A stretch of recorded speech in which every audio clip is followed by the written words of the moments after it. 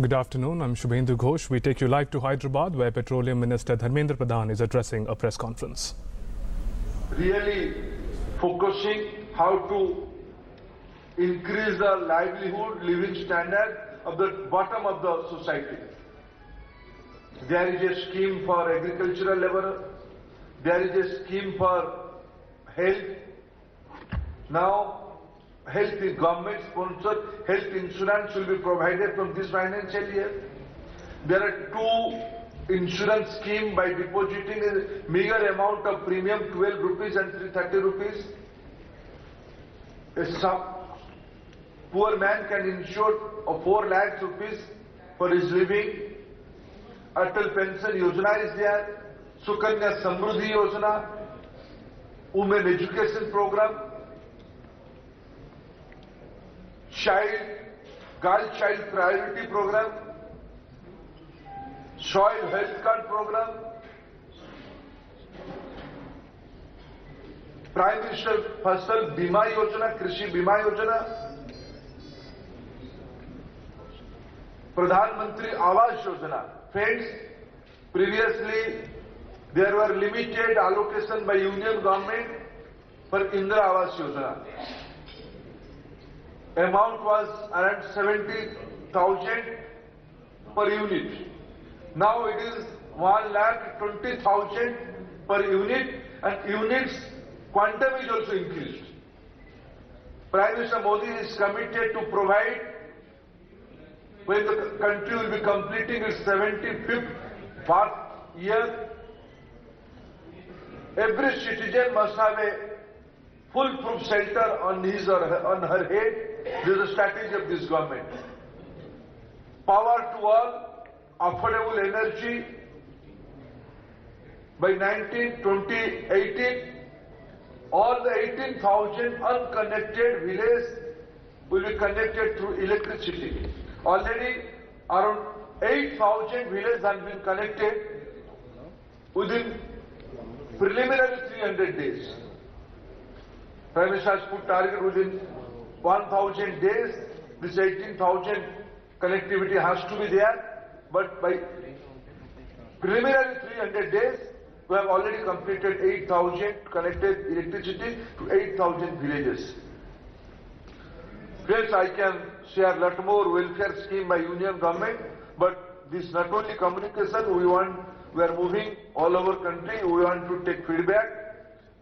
And from my ministry, I have already once stated whatever our plan and program for Telangana, but let me re-emphasize 2-3 things. Very soon, we will be connecting a dedicated gas pipeline from Mallavaram to Ramagundam. Our government is very much committed to revive Ramagundam fertilizer plant. For that, we are building a dedicated pipeline from Mallavaram to Ramagundam. This is the first phase of Mallavaram to Bhilwara, but very soon this pipeline work will start from Ramagundam to Mallavaram, which will be facilitate the early commencement of Ramagundam fertilizer plant. We are building a product pipeline from Paradip, newly built Paradip refinery of Indian Oil Corporation up to Hyderabad. So there will be a well-lit, foolproof, hassle-free supply chain management from refinery to state capital. Uninterrupted diesel, petrol, kerosene, ATF will come to Hyderabad through pipeline. This is a very futuristic thing. And finally, as I said, Prime Minister Modi is committed to world community when he was attending COP21 in Paris the last year. He has committed a we took responsibility. India is a less pollutant country. Knowing that, he took responsibility for world humankind. So we must reduce our carbon emission. Hyderabad is a important urban point of country. Hyderabad is entitled for green energy. Though Bhagyanagar gas is a old entity, if I share the information, the connectivity of Bhagyanagar CGD, only 1140 houses are linked with pipe natural gas. For the next 2 years, this connectivity will be increased up to 1 lakh.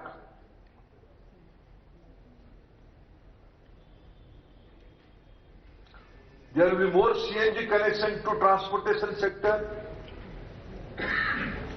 Now only 23,000 vehicles are running through CNG.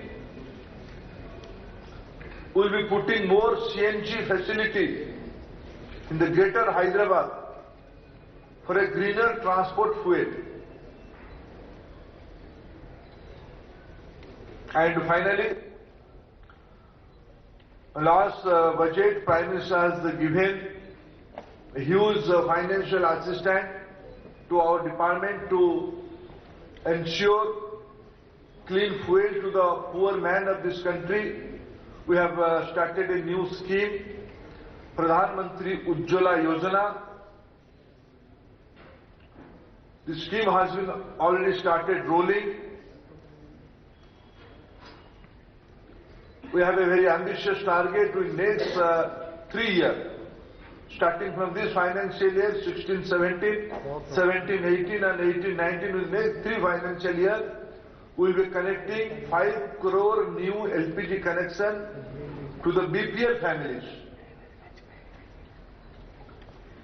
Government will handhold, government will invest. Government has already given 2,000 crore rupees for this financial year.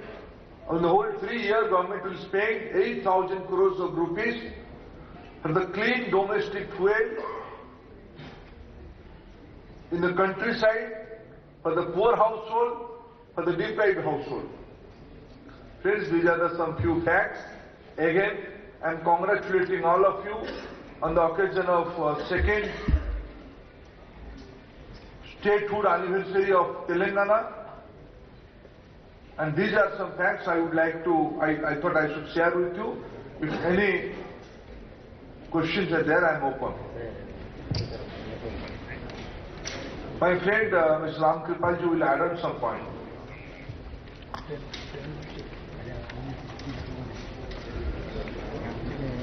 आप सभी का स्वागत है, नमस्ते। माननीय मंत्री जी ने विस्तार से भारत सरकार की योजनाओं के संदर्भ में बहुत कुछ रखा है। कुछ एक जो बातें मुझे ऐड करना है उस पर मैं आपके सामने प्रस्तुत करता हूं। माननीय प्रधानमंत्री जी, देश के विकास के लिए, देश के आम लोगों के लिए, देश के बेरोजगारों के लिए, गरीबों के लिए, किसानों के लिए, मजदूरों के लिए, आम लोगों के लिए चिंतित हैं। और 2 साल में जो कार्यक्रम प्रस्तुत किए गए हैं, निश्चित तौर पर उन तमाम लोगों का जीवन स्तर बढ़ा है और उनके जीवन स्तर को बढ़ाने के लिए भारत की सरकार ने जो खजाना कभी लूटा जाता था, उस लूट को बचाया है और उस बचे हुए पैसे से आम लोगों के बीच में डालने का काम किया है।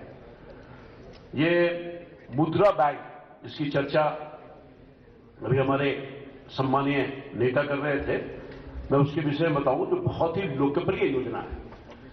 प्रधानमंत्री जी ने देश के नौजवानों की चिंता की और उन लोगों की चिंता की जिन लोगों की चिंता आज तक किसी ने किया ही नहीं था। पूर्ववर्ती सरकार, जो कांग्रेस की सरकार थी, गरीबी हटाओ का तो नारा जरूर दिया, बेरोजगारी मिटाओ का तो नारा जरूर दिया, और उसके लिए कुछ कदम नहीं उठाए। मगर हमारे प्रधानमंत्री ने कहा हम गरीबों के लिए भी काम करेंगे और नौजवानों के लिए, बेरोजगारों के लिए, सबके लिए काम करेंगे। और उसके लिए मुद्रा बैंक की स्थापना की। मुद्रा बैंक की स्थापना किया, उसके लाभ मिले हैं। पहले गारंटर मांगा जाता था, या तो आप अपना प्रॉपर्टी गारंटर के रूप में रखिए या किसी बड़े लोगों को गारंटर के रूप में, जो धनवान लोग हैं, बड़े लोग हैं, तभी आपको पैसा मिलता था। और गरीबों के लिए तो दरवाजे बिल्कुल बंद थे, उनको तो इजाजत ही नहीं थी। जैसा कि जनधन योजना के कार्यक्रम के माध्यम से लोगों को जोड़ा गया, और जैसा कि माननीय मंत्री जी ने कहा, मैं उसको थोड़ा करेक्ट कर दूं, 22 करोड़ अकाउंट खुले हैं लगभग, जिसमें 411 करोड़ लोगों ने इसका लाभ उठाने का काम किया है। 38,411 करोड़ लोगों ने इसका लाभ, पैसा जमा किया है, 22 करोड़ लोगों ने अकाउंट खोला। और उनके जिनके पैसे नहीं जमा किए जाते थे, उन्होंने कहा 34,000 रुपए, थोड़ा करेक्ट करते हैं, वो 38,000 करोड़ रुपया से भी अधिक हमारे इन गरीबों ने जमा करने का काम किया है। और मैं सब बताऊं आपको, प्रधानमंत्री सुरक्षा बीमा योजना जो सीधे तौर पर गरीबों के लिए है, 12 रुपए प्रति वर्ष जमा कीजिए, उसका लाभ होगा 2 लाख रुपया का। आपको अगर एक्सीडेंटल डेथ हो जाता है या एक्सीडेंट के बाद विकलांगता हो जाती है, तो मैं समझता हूं कि उस पर सरकार के माध्यम से अब तक कोई योजना नहीं थी। प्रधानमंत्री जी ने कहा हम प्रधानमंत्री सुरक्षा योजना के अंतर्गत हम इनको मदद करेंगे। और आपको बताएं कि प्रधानमंत्री सुरक्षा बीमा योजना के अंतर्गत 9.44 करोड़ लोगों ने इसका लाभ उठाया है। जिन लोगों ने लाभ उठाया है 9.44 करोड़। एंड ये जो प्रधानमंत्री जीवन ज्योति योजना है, उसके अंतर्गत 2.97 करोड़ लोगों ने इसका लाभ उठाने का काम किया है, जो लाभ उठा रहे हैं।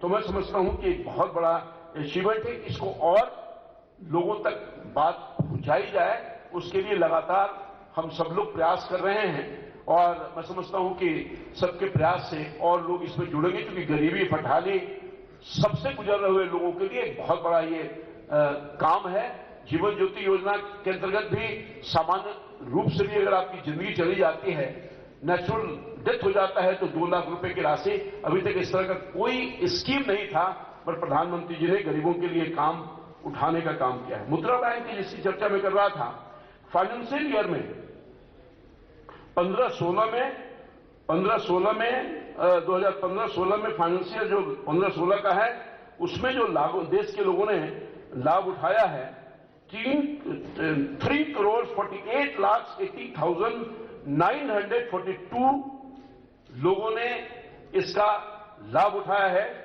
जिसपे जो राशि निर्गत की गई है, पैसे जमा दिए गए हैं 1,37,449 करोड़ लोगों ने इसका लाभ उठाया है। इनको लोन दिया गया है 3,48,80,924 लोगों के बीच में 1,37,449 करोड़ लोन दिया गया है, जिसमें ये जो तेलंगाना है जहां हम लोग हैं, वहां इस मुद्रा बैंक से जो लोगों ने लाभ उठाया है 2015-16 में 4,07,61 लोगों के बीच में ये लोगों ने लाभ उठाया है। राशि जो आवंटित की गई है लोन के रूप में 3,694 करोड़ की सैंक्शन लोन किया है मुद्रा बैंक से। और अभी करंट जो 2016-17 का है 25,433 लोगों ने इसका लाभ उठाया है, जिसमें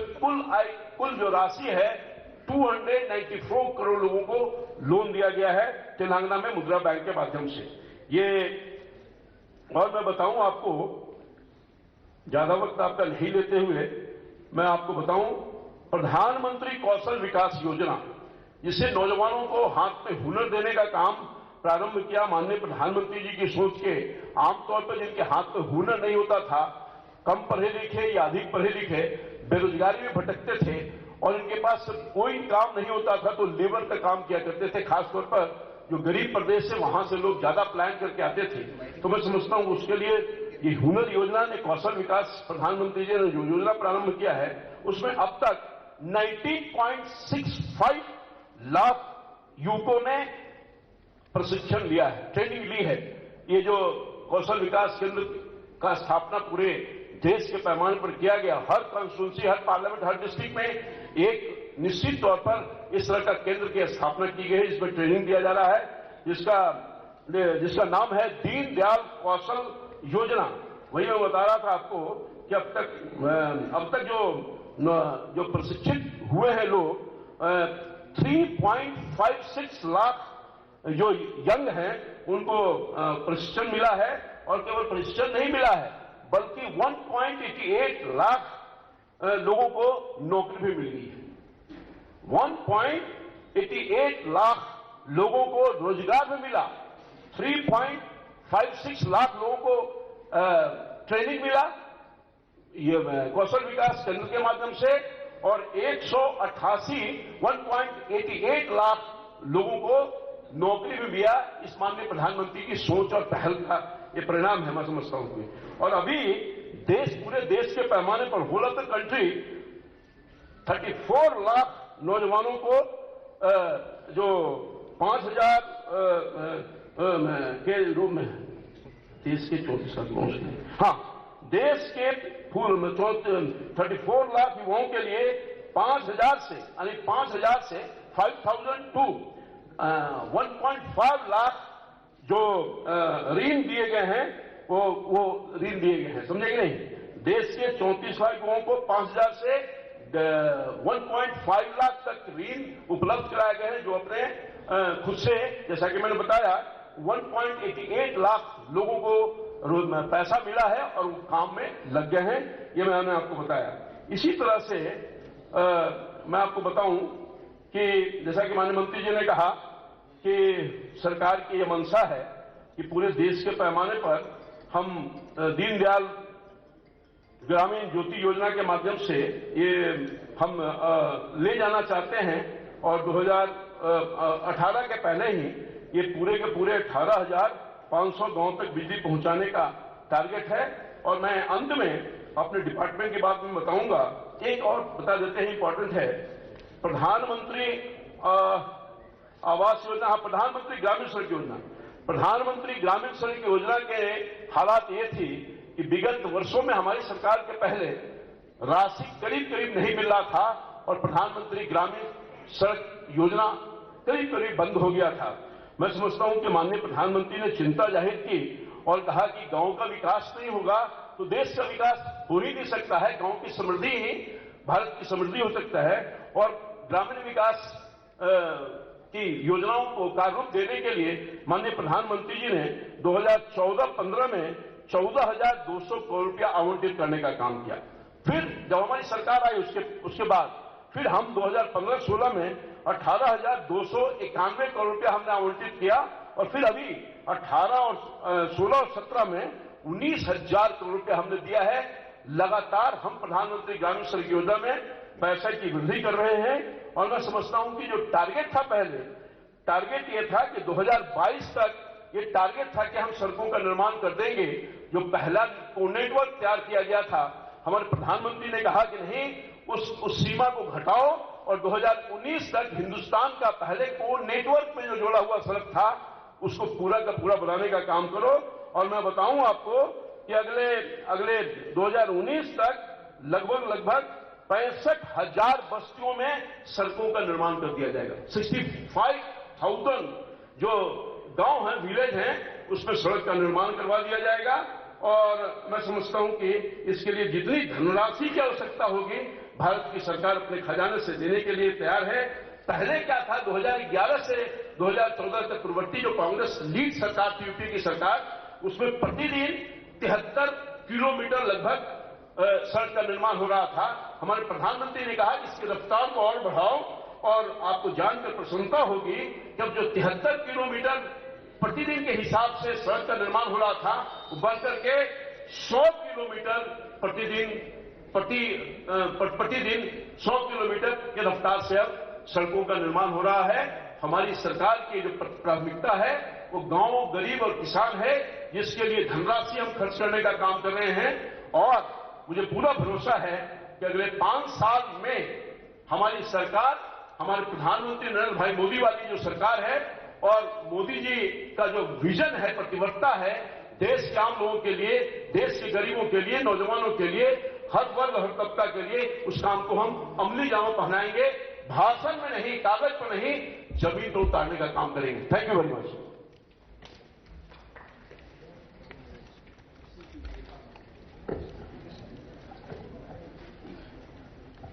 Anybody have questions? One by one, please. Introduce yourself, media, and then ask question.